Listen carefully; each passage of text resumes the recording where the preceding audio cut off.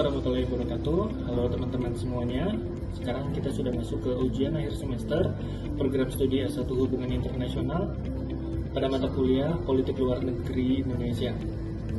Kami dari kelompok 3 akan mempresentasikan sebuah topik yang sedang ramai diperbincangkan, yaitu bagaimana isu #Save Raja Ampat berperan dalam memperkuat politik luar negeri Indonesia, terutama di era digital sekarang ini.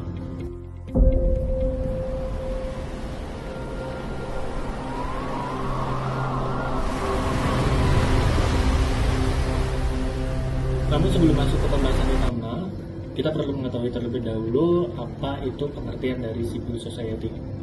Civil society adalah kelompok atau ruang tempat masyarakat bisa terlibat aktif dalam kehidupan publik.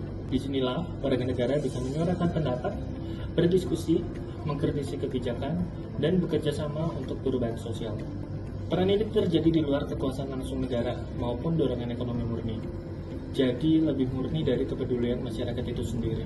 Bapak pendiri universitas kita, Bapak Nurholis Majid sendiri mengartikan civil society sebagai masyarakat yang memegang asas toleransi dan pluralisme pertama dalam sejarah peradaban.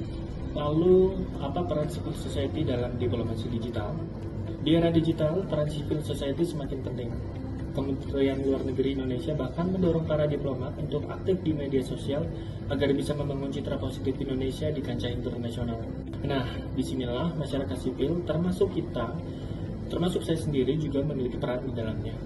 Dengan aktif di media sosial, civil society bisa menyuarakan isu-isu penting dengan cara yang lebih otentik dan lebih beragam.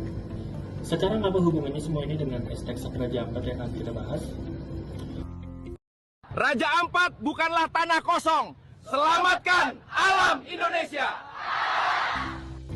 Beberapa waktu lalu, masyarakat Indonesia dikejutkan oleh adanya aktivitas tambang nikel di wilayah Raja Ampat, Papua Barat. Padahal kawasan ini dikenal dunia sebagai The Last Paradise on Earth, dengan kekayaan alam yang luar biasa dan bahkan sudah diakui oleh UNESCO. Gerakan penolakan pun muncul dari berbagai elemen, terutama dari aktivis lingkungan seperti Greenpeace. Lalu masyarakat ikut bersuara melalui #Save Raja Ampat dan #Papua Bukan Tanah Kosong pada platform sosial media masing-masing.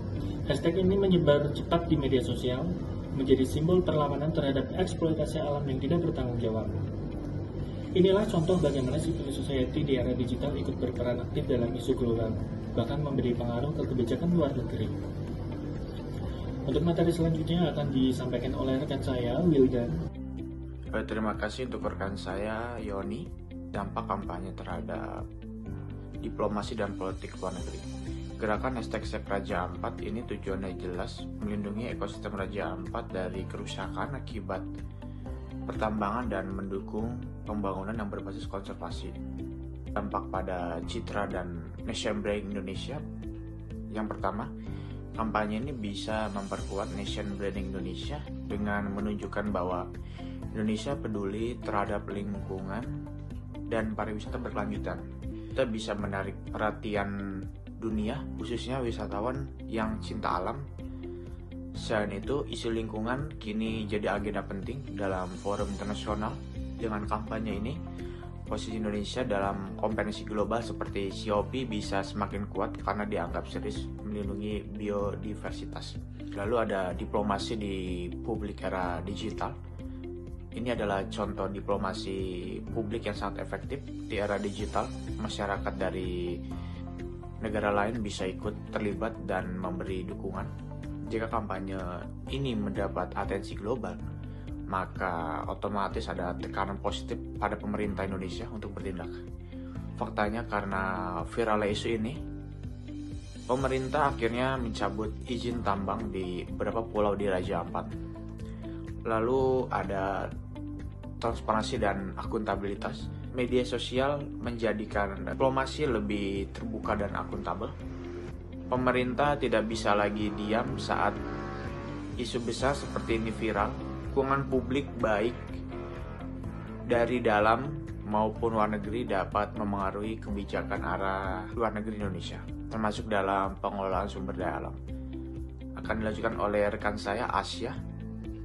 Baik, terima kasih Mas Wildan. Dan untuk selanjutnya ada pemanfaatan media sosial dan tantangan diplomasi digital. Media sosial sekarang menjadi alat diplomasi yang sangat kuat. Itu terjadi karena pertama, informasi bisa tersebar sangat cepat dan bisa langsung menjangkau audiens global. Dan yang kedua, kampanye seperti #Save Raja Ampat menyebarkan pesan keindahan dan pentingnya melindungi Raja Ampat secara luas dan cepat.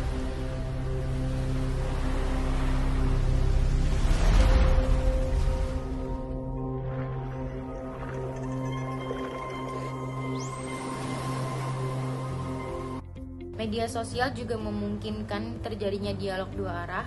Pemerintah, NGO, komunitas internasional, bahkan turis bisa ikut berdiskusi, memberi saran atau berkolaborasi. Ini membantu membangun citra Indonesia sebagai negara yang terbuka dan responsif terhadap isu global. Tapi tentu saja tidak semua hal tentang media sosial itu mudah.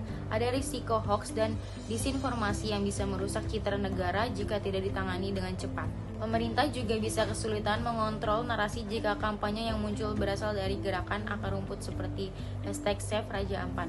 Karena itu, penting bagi diplomasi Indonesia untuk adaptif, cepat tanggap, dan aktif berdialog di ruang digital. Kesimpulannya, gerakan #Save Raja Ampat membuktikan bahwa isu lokal bisa bergaung secara global. Peran civil society di media sosial bisa memberi pengaruh nyata terhadap kebijakan luar negeri dan bahkan menekan pemerintah untuk lebih peduli pada pelestarian lingkungan. Diplomasi Indonesia saat ini tidak cukup hanya lewat jalur formal antar negara, ia juga harus melibatkan masyarakat sipil dan opini publik digital secara aktif.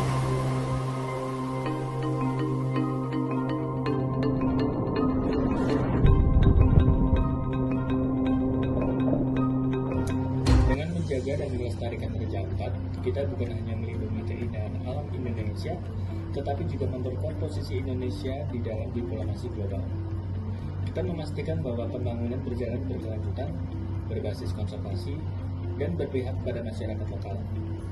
Civil society dan media sosial bukan hanya menjadi pelengkap, tetapi menjadi kekuatan utama dalam diplomasi luar negeri masa kini.